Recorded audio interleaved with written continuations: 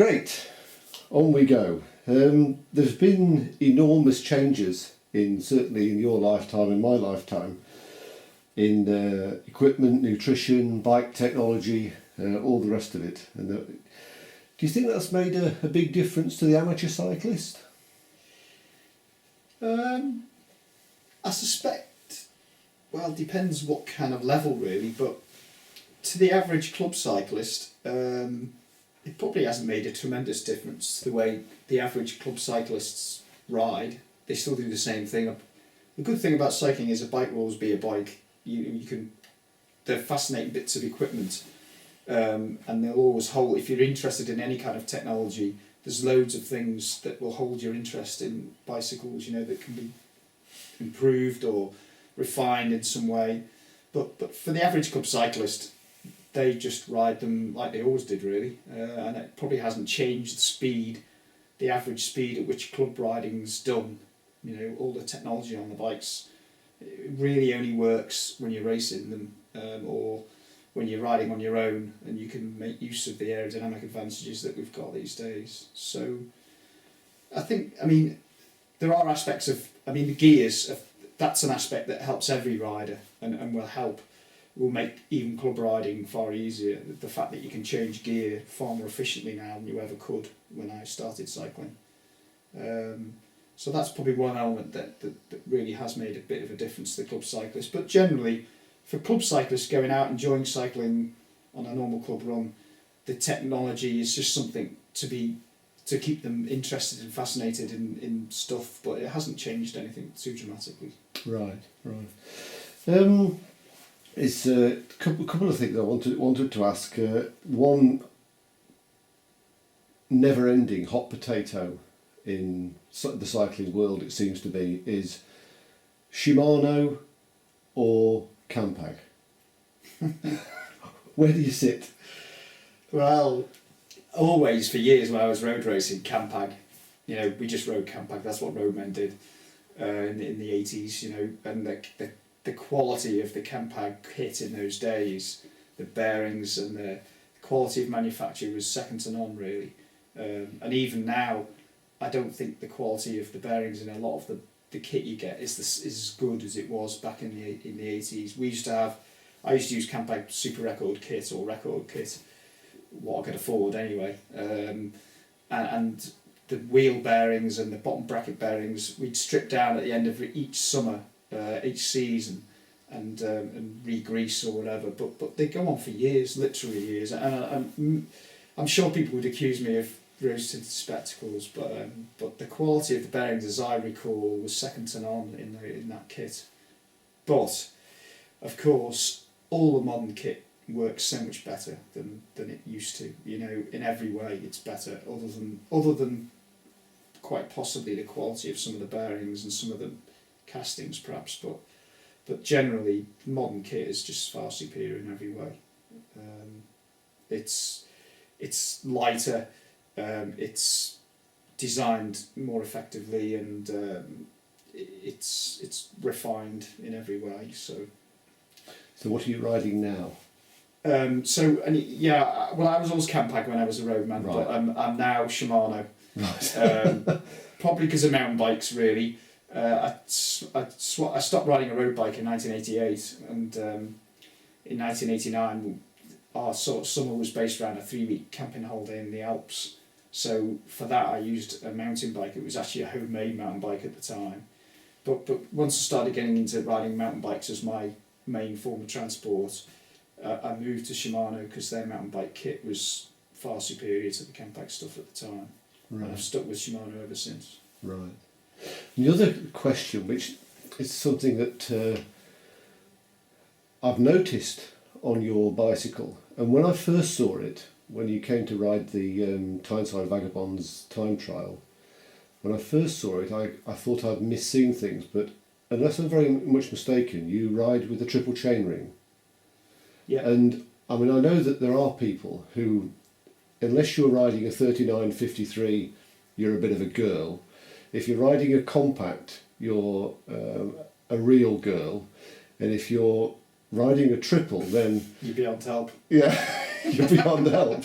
So the person with your background and your level of performance to see you quite happily riding a triple. I've got to ask about that. What's your rationale behind it?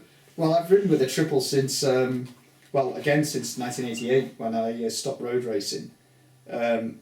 Because out there on the road, it's the only system that will ever really work efficiently for all-purpose cycling. The compacts were hopeless when they first came out, because although on paper they gave you a big spread of gears, out in reality you were constantly switching between chain rings, and on a normal ride, it wasn't the gear shifting wasn't linear in any way. You'd run out the end of the bottom end of the cassette, going quite fast down the odd little descent, and at the top end of the cassette, you'd run out the top end of the cassette on the big ring because you couldn't get a load of gear for the odd little climb. So it didn't work in the real world. But the latest compact systems with SRAM have made, SRAM Apex, is now available with an 11 to 32 cassette, 10 speed. That does have a little bit more sense about it. I can see how you could make that work to a degree, but 3411 still isn't big enough gear to get you down any kind of decent descent without having to change rings. So the only real way to make, in my opinion anyway, to make a gear set work perfectly is to have one chainring for everyday use, which in my case is a 42 tooth chainring, and I can spend all day. I usually have a reasonably wide ratio cassette. It'll be at least a 28 sprocket, 11 to 28 usually on the rear. So on my normal club riding wheels, I'll have an 11 to 28 cassette, and I'll spend all day in the 42 ring usually, just swinging between the 11 and the 28. 42 11's enough to get you down pretty much anything without, unless you're really racing, you hardly ever need to change into a bigger gear. And 42 28's enough to get you up any serious hill other than something really nasty. So straight away you've got a nicely spaced set of gears. In my case 9 speed. I'm still on 9 speed because I like to use very big cassettes for riding off-road with 32 or 34, which are only available in 9 speed at the moment, or were until quite recently. So I have a 42 chain ring which I can spin up and down the cassette on, and then if I'm racing I'm using almost always the 53 outer ring. Occasionally 53 might not be quite big enough, but I've used it successfully this year. And for anything really nasty, which we do like to ride, our club especially, usually when I'm taking the run somewhere, but we usually end up riding some crazy kind of hill somewhere in Wales.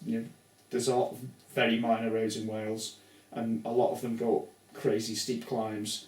I've got a 30 tooth in a ring and a 32 28. Sorry, it's a 30 tooth ring, so 30 28 is enough to get you up just about anything really. Yeah, it's almost 1-to-1, isn't it? Yeah, I've got the option of using up to a 34 cassette, which I do use on my off-road wheels. So 34 is enough for pretty much anything. Mm-hmm. So that's the philosophy behind it.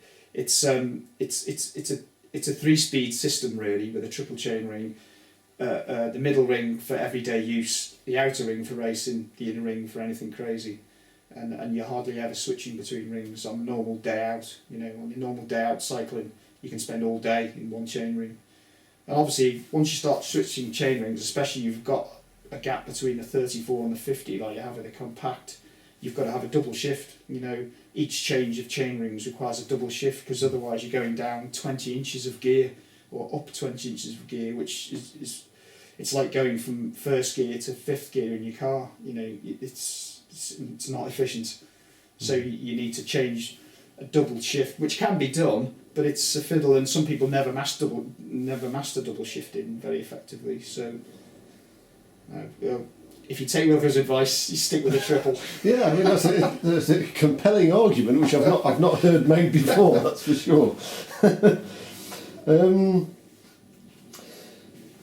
When we were talking before we switched the cameras on, you mentioned that when you're racing in the 24, you didn't have anything on your bike, the heart rate monitors or whatever.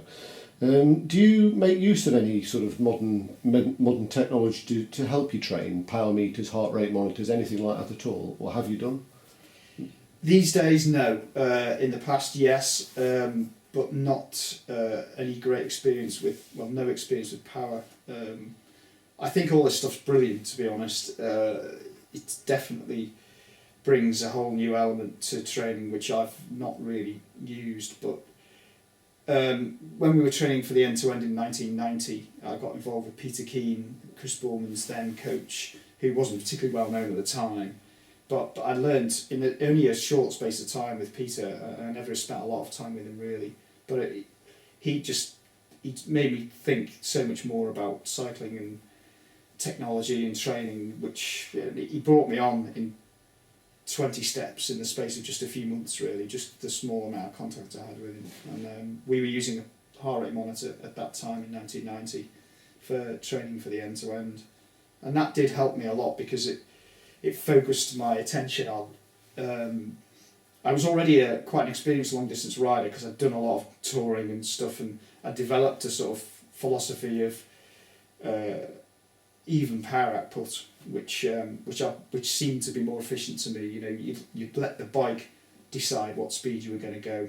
You'd keep the power output reasonably linear, and if you had a headwind or a hill, you just go slow. If the road was good, either tailwind or slight downhill, you wouldn't just freewheel. You'd go with let the bike go as fast as it wanted. And using the heart rate monitor allowed me to develop that sort of technique to greater efficiency really. And so we'd go out and do long 6-7 hour rides, which were basically fat burning rides. I still use that technique now, but holding a level pulse. It allowed me to see how effective you could make a small amount of power work. You know, how effectively you could use that small amount of power on the bike by changing ride position, changing pedalling technique. You could keep the heart rate low, get maximum speed for minimum heart rate really. And so it was that time in the preparations for our 1990 end-to-end attempt that allowed me to refine my long distance riding technique really. Right. So technology, I'm all for it. I think it's great, but right at this point in my training for all my recent sort of stuff, I haven't used anything. I've used no power meters, no heart rate monitor.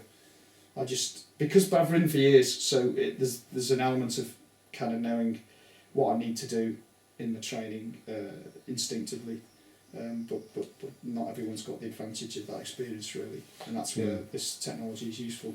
Yeah, so probably your time working with Peter almost mentally set all your training intensities firmly in your own mind, and you've worked from that since almost. Then. It did, because all those parameters, all those physiological parameters that we set at the time would all be completely different now, and the max heart rate would be much lower, and none of the parameters that we used for our training then would work now.